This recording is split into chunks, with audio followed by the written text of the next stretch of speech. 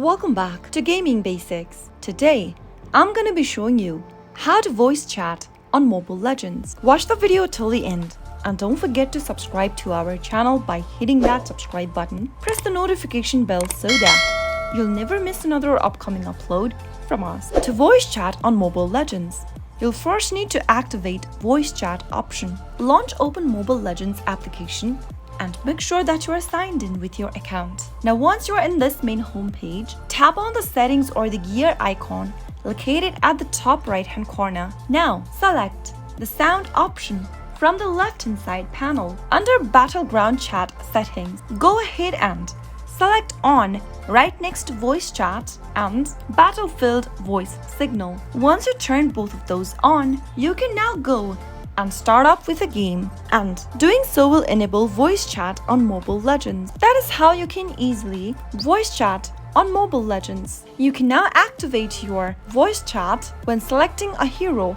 or match. If the video was helpful to you, go ahead and give us a thumbs up. I'll be back soon with more videos like this. Thank you for watching.